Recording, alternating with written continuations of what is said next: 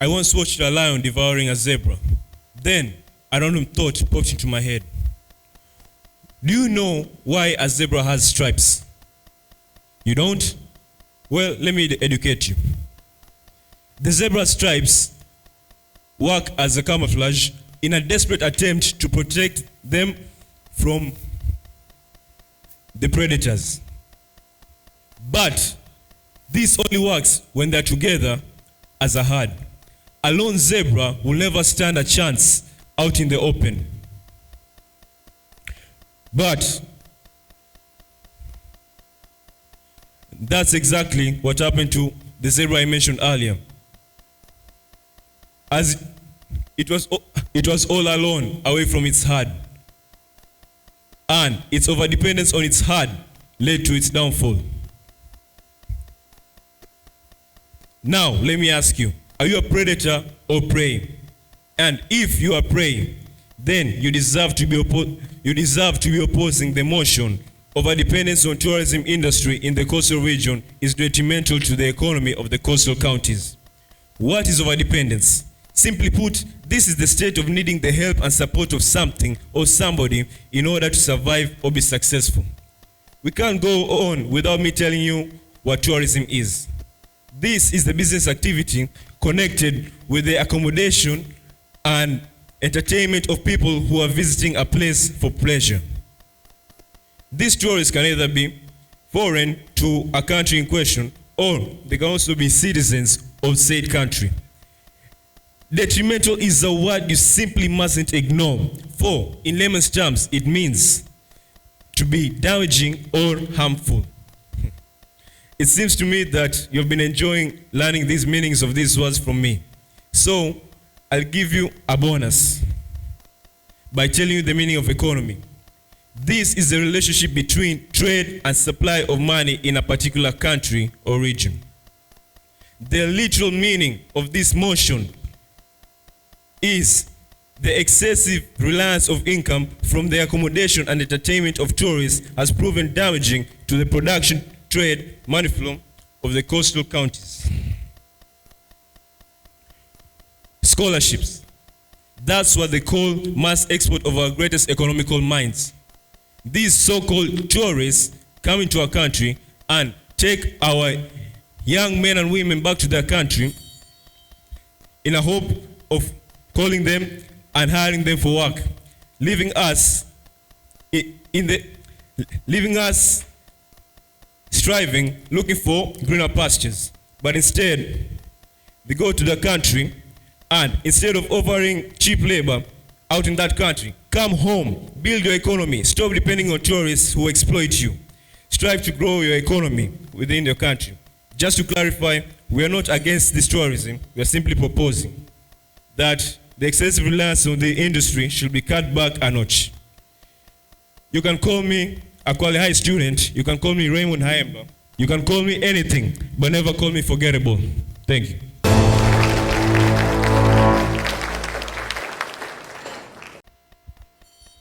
In a day when you don't come across any problem or any challenge, you can be sure that you are in the wrong path. Welcome all. It is now my pleasure to introduce this debate. Take a look at what the first speaker has said and see what is the actual outcome of this debate is. Standing before you opposing the motion that states overdependence on tourism industry in coastal region, it has detrimental the economy of coastal counties. My name is Harun Zero from the great Waa High. We as today's opposition believe that this is not true. But before we come to actual argumentations, let us first define some of important terms in this motion. Overdependence. This is relying on something too much or depending a lot on something. Detrimental is harmful or damaging. So basically the motion means that over-reliance on tourism industry in coastal region, it has damaged the growth of economy.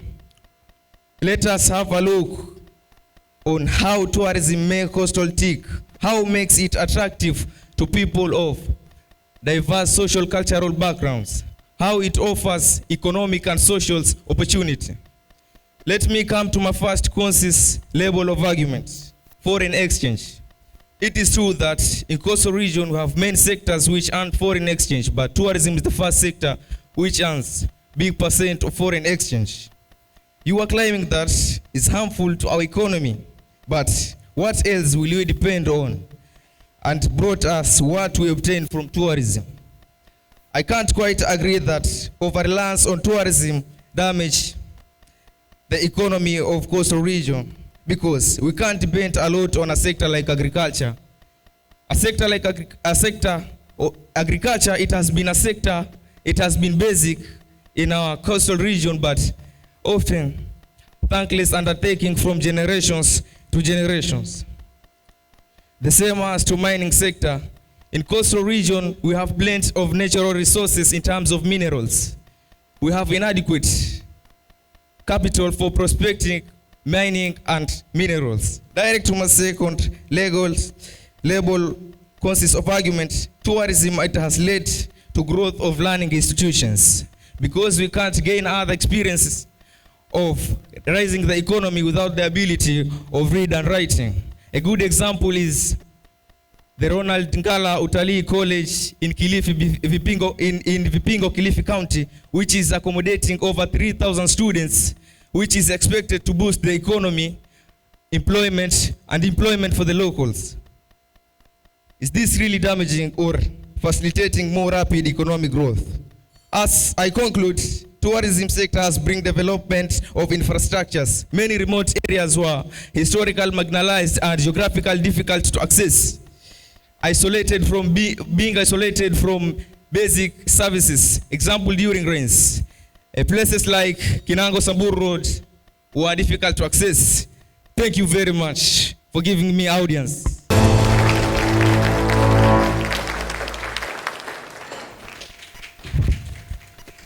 Dear adjudicators, honorable guests, my teachers, and the fellow students, thank you so much for allowing me this chance. Now, people say that luck knocks once at a man's door, and if you get it, utilize it to the latter. But if you miss it, well, forget about it. They also say that too much of something is poisonous. And truly, tourism has proven to be the fairy tale that the coastal countries, that proves the coastal countries all the wishes they really wanted. But first, let me correct my fellow parliamentarian. You talk about tourism having boosted the economy.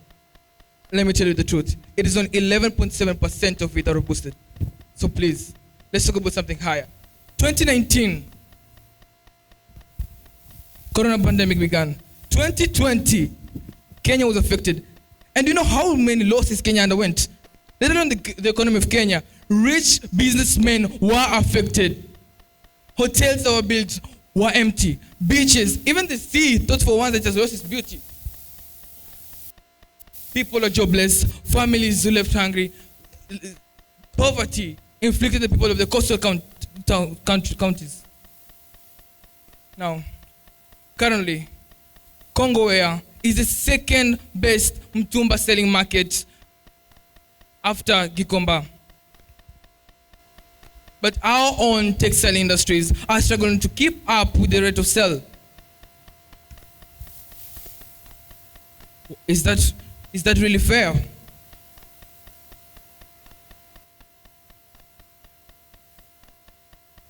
Many custodians believe that favoring other people's trade is what they really depend on. Because seriously, now if I may ask a question, how many of you students standing before me here will wish to pursue tourism-based careers? Zero. Even the parliamentarians standing before me understand that overdependence on tourism has affected the country's economy. Why? Because let's think about this straight, okay? Let's think about this.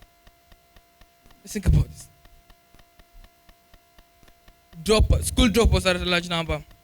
A lot of students drop out from school. The boys wanting to go and to be beach boys, girls being prostitutes. Students are affected by this thing called tourism.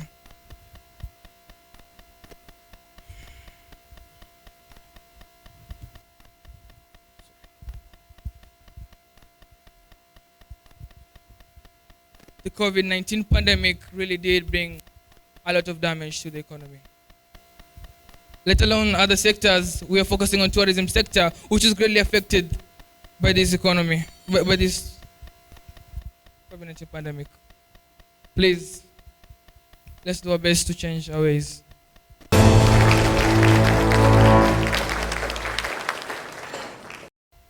Tourism. I'm sure if the coastal counties had a talent show, then tourism would be our talent. Why do I say so? If you look at the coast, what are we depending on? Tourism. Are we in a bad situation right now?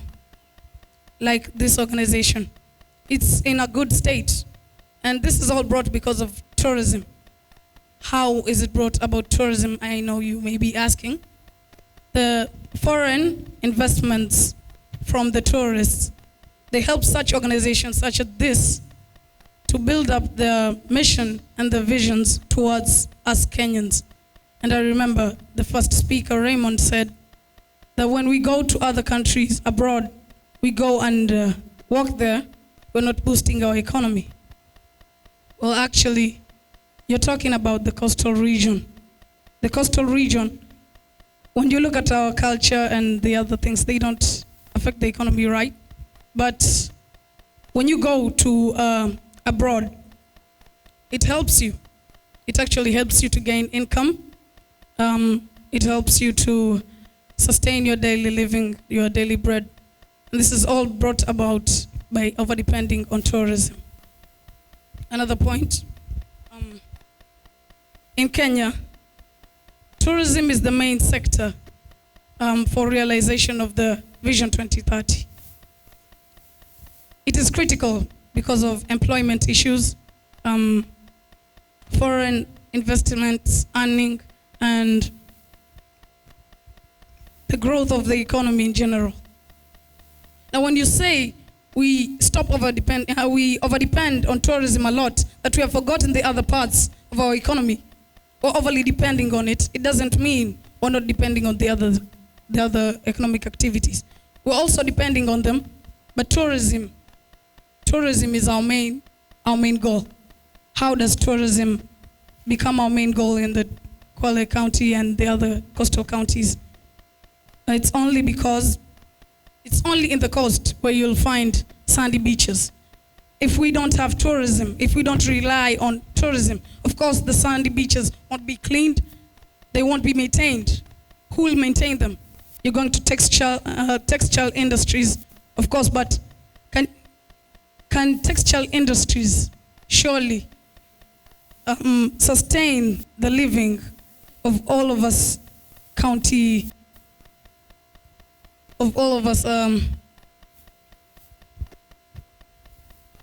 coastal region inhabitants? When you say textile industry, when you focus on, we over-rely on textile industry, we forget about tourism. We depend on it, but not that much. What else will we do in the coastal region? What else can we do in the coastal region that can pay our debts, that can sustain our living, everything?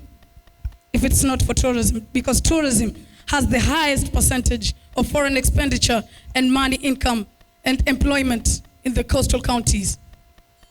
There's nothing else that we can simply do in the coastal region. We can depend on the other things, but we should over-depend on tourism. Thank you.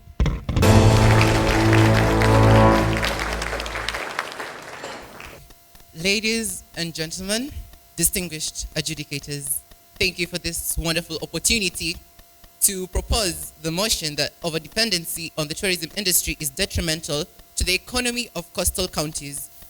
Now, if I may begin with a simple phrase, you can do without a finger, but you can't do without a hand.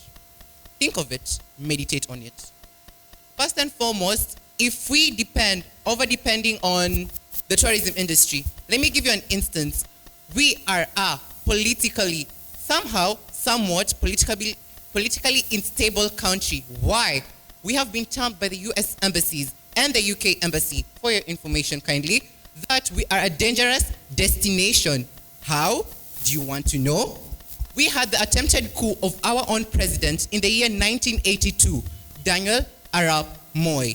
He's late, forgive me. Furthermore, over-reliance on something does not mean that, if it does mean actually, sorry to say, it does mean that you are sustaining all your funds. Let me give you an instance.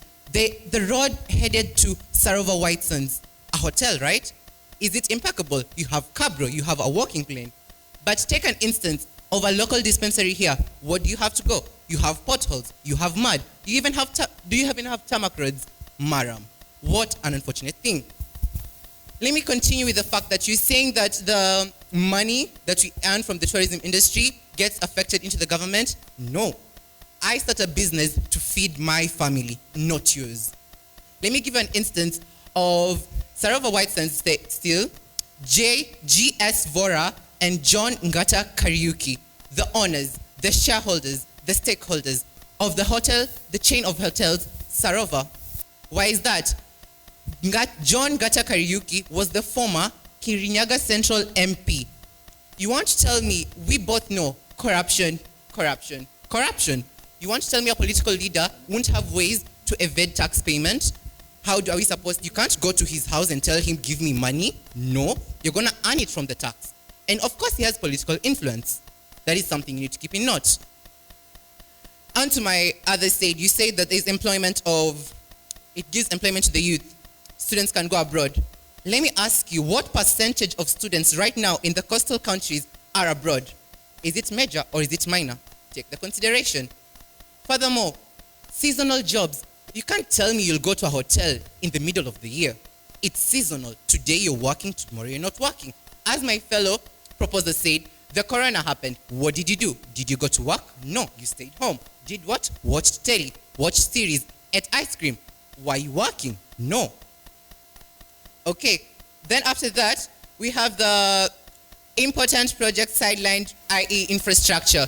Let me ask you, you are very deliberative when you say that we, as the coastal countries, have talent as tourism. So, I want a country where my intelligence is feeding me, not my body. I don't want to dance for a white man for him to give me money, because I know I'm intellectual and I am a leader. Thank you.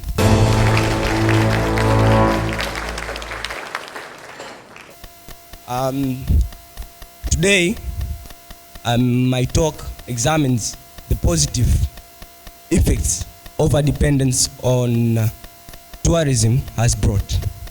First of all, I'd like to tell my friend that during the corona period, not only tourism was affected, all the other industries were affected. Okay, we have Thailand, British Virgin Islands, Dominican Republic. What do these countries have in common? All of them are countries that have totally depended on tourism. And currently, you can see them doing well. We have health. We have a great example is Diani. We have the Diani Hospital. People can't work if you are sick.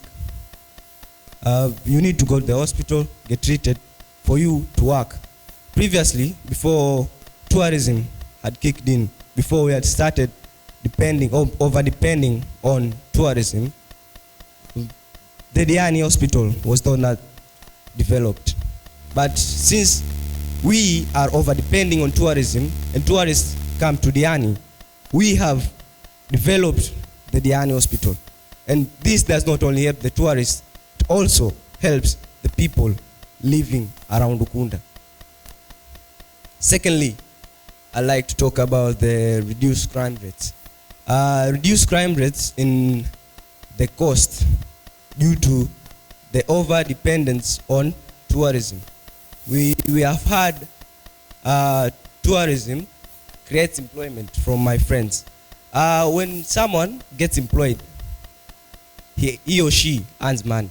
You can't tell me you earn a good salary, then go rob someone. That doesn't make sense. It's ironical. Lastly, I'd like to talk about raising of the living standards.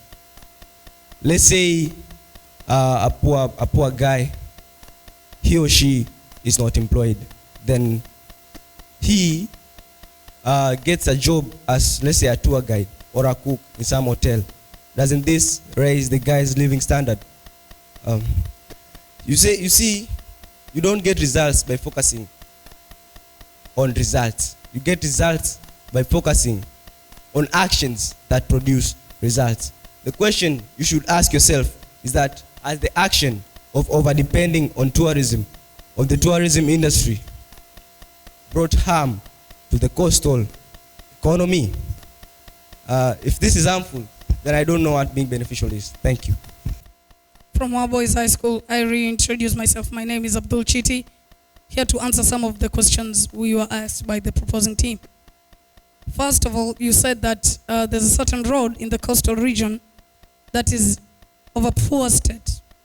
Let me tell you, the Samburu to Kinango Road, or Kinango to Samburu Road, was in a really bad state, and many of the accidents were happening in between the Samburu and Kinango. Now, tourism has helped, because the foreign investment we had invested on is what we used to build that road. And we are looking at the most severe case. So at that road, the specific road you were saying, how many accidents have happened there? And can you compare it to the number of accidents that have happened between the Samburu and Kinango Road? To add, if we can't depend on tourism, what else can we over-depend on? That's a question I'd like to ask. And the beach boys, you said that the beach boys are leaving school and going to work at the beaches as guides for the tourists. Aren't the beach boys gaining any income from the tourists? They're gaining income, which helps to build themselves, self-development. They build themselves. And in tourism, many of the tourists have invested on certain areas in the coastal region. Why? Because of our good and kind accommodation. We've accommodated them as our own. And for return, they're building a lot of industries. They're helping students to go and study abroad so they can come back and help the economy of Kenya. The economy, of course, now as we overdepend on tourism, is not at a fatal stage. It's at a good stage. Then why not overdepend on tourism? Once again, I come to represent what I have in store. So, you want to tell me what else can we do than tourism? Let me ask you something. When you were during the corona period, or any, for instance, why are you not eating? Don't we have something known as the food industry, for crying out loud? Furthermore, so you tell me the beach boys get income from white tourists, sorry to be racist, but tourists. Okay, so if I don't meet a tourist today, does that mean I'll spend the day hungry? Does that mean my family won't eat? Does that mean my children won't go to school? Does that mean my sick mother won't go to hospital? Really? No, it doesn't mean that. Furthermore, Furthermore, on the accidents, are we going to focus on the accidents happening there, saying that the road heading to the hospital is a minor issue? Let me ask you, do you know the types of pain ladies go through while in child labor? Do you want to tell me that mother won't use a car to the hospital but will have to walk 0.5 kilometers to the hospital? Yes, it is a relative distance, but you have to look at the statistics here. It is not making sense. My final question to you guys, my one and only question, and to the audience as well. We were not made to serve others. We are leaders. We have to instill the mentality for us to progress as the coastal counties. Thank you.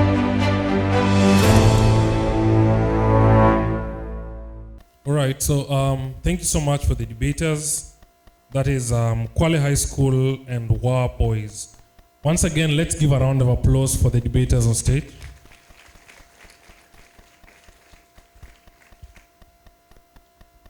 So I'll start with the general issues I had with the whole debate. There are a couple of elements we were hoping would come out from the debate very clearly. The course of the debate did not bring some issues out well. For example, when the motion talks about overdependence on the tourism sector, one thing I failed to get from you guys is the interpretation of tourism was basically foreign tourism. There is local tourism. So I did not get to hear anything about local tourism that also the coastal counties depend on. The immediate assumption was when you talk tourism, we talk foreign. But as a debater, you're supposed to open up your mind and do your research. Tourism can mean foreign and local. So both aspects were valid for this debate. And that didn't come out very clearly. The other thing is the reason the motion talks about coastal counties is we were hoping to hear different examples of how tourism is either detrimental or not to different coastal counties, Mombasa County, Kwale County, and so on and so forth. The focus was supposed to be how does each county take up the aspect of tourism and how is it detrimental or not. So there was an aspect of generalization that was taken other than specification to the counties. We wanted to hear more. How different is tourism in different counties? How is it detrimental? How are the budgets? What is the income for each and every county when it comes to tourism? So such aspects make it clear to understand how detrimental it is or how detrimental it's not. Because when we generalize the issues, then the specifics of how the counties look like or how the tourism for each and every county look like is not very clear. The other issue, of course, generally was the issue of time management. It took you a little bit too long before you settled into the debate for both teams. So the first speakers or the second speakers, it took a lot of time as you delved into other issues before we got into the point and you settled the debate. So those were some of the general issues that I had. So to the speakers, I'll just go really quickly. Kwale High School, the first proposer, you did a good introduction of the motion. However, you took a little bit too much time defining the motion and defining the terms. So that had an issue with time management because you're not able to conclusively give all your points. And therefore, from our end, the number of points were limited from your end. However, your mastery of language was good. Your mastery of the topic as well was good. The second proposer, Kwale High School, you had a good coherency of argument. However, I noticed some tension when you got there. So it took a little bit of you because there were a couple of pauses in between. You could not have a fluent thought process that could allow you to speak continuously. So you could stop, change your mind, go to another point. That was not very clear when it came to your debate. The third proposer, I like the way you present your points. You had good rebuttals, which the second proposer didn't capitalize on. I had a small issue with substantiated claims. There are a couple of things that you're mentioning. Yes, they were good, but what are the statistics to back them up? What is the research to back up a couple of things that you're saying. So as a debater, always notice, anytime you're bringing an argument or a thought process, you have to back it up with evidence, you have to back it up with facts. So those are a couple of things that I picked up. However, I'd commend you for the style of presentation, the mastery of topic, your passion and conviction as well, and the coherency of your argument. So what I'll say generally about your school is, or Kwale High, that is, it took you a little bit too much time before you settled into the debate and started giving coherent arguments. So before that, the first two speakers didn't really do justice on the coherency of the argument. It took you a lot of time before you finally settled and got your edge of the motion. So that is something you should work on and ensure that as early as the debate starts, you already kick in. Waa Boys, the general issue I had with you and interpretation of the motion is, what makes tourism lucrative so that we can, that it takes the general notion of overdependence on the sectors for the counties? Because when you're opposing the motion, you are ideally saying overdependence on the tourism sector is not detrimental.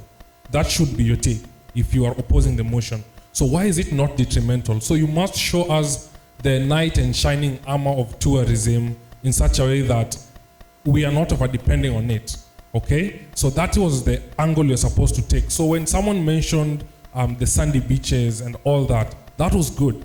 But you have to go all out and tell us, why is it special? Because sandy beaches are not everywhere in the world. The seasons we have in Africa are not everywhere in the world. So you had to go over and above to continue proving that the type of tourism we have, the level of tourism we have is only special to what we have, and that's why we must continue depending on it. We must continue expounding it, supporting it, and doing the likes. That is a general argument from your side that I did not get. So I'll go straight into the speakers. The first opposer, you don't necessarily have to redefine the motion if the motion is well defined. So you might save yourself a little bit of time. If the motion was well defined, you don't lose any points if you don't redefine it. So you save your time when you just get direct into it. I like the fact that you brought a couple of points on agriculture, natural resources, and the like, which was good because it shows around agriculture, around tourism, what else stands out. And you delve into the motion right ahead. And you had a little bit of time with issue with time management, but that's okay. The second opposer, that is Abdul Chiti, coherency of argument was great. However, you had an issue with time management, and you also took a lot of time before you got into the real issues of the debate. I expected a lot of rebuttals from you, from the other side, especially the fact that they did not really capitalize when they started the debate. I did not get a lot of that. And later on, when you're coming to do your final submission, is when you are picking up the momentum for the debate. And that was also detrimental to your team. The third opposer, you gave good examples, and your argument was coherent. I like the fact that when you spoke, your thought process was flowing. Your style of presentation is different. It's a little slower than the rest and the likes, but someone can follow your thought process and listen to what your argument brings to the table. And that's commendable and that's good. Otherwise, all the best to the debaters.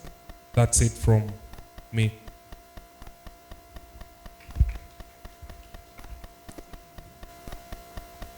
Hello. Hi. How are you? Okay, I was so excited for this debate, more excited than I was the last time. However, I am a bit disappointed. I feel like I didn't feel the passion in any of your arguments. Maybe 2 or 3 people, but midway, it felt like you were not convinced. So if you're not convinced by your own arguments, how are you going to convince us? So maybe take note of that, the other debaters. Another thing that my fellow judge has touched on was numbers, statistics, especially Waa Boys. You were here last time. We really talked about giving us factual information. If you're going to give us facts, please give us numbers. Someone talked about the reduced crime rates, but you didn't tell us how and what is the percentage as compared to other years. Also, in the issues of employment, raised standards of living, how are you proving to us that at the coastal area, standards of living has risen? For the proposers, welcome. This is your first time here. Again, with the passion and conviction for the topics was not there. However, I liked that you really tried with the coherency and the mastery of language. I hope to see more of you as we go on. And you did not, as my fellow judge said, you did not take advantage of each other's points. That is usually where some of your winning points are. But also don't spend too much time on the rebuttals. We want to hear what you have. Because we can come here and I'll dismantle your argument and I'll dismantle this other argument, but what about my own opinion? That did not come out very clear. Otherwise, I'm very pleased to see you all here again, and the new guys, welcome. I hope to see more of you, and yes, the other teams, please pull up your socks, give us those statistics, give us those numbers. Thank you.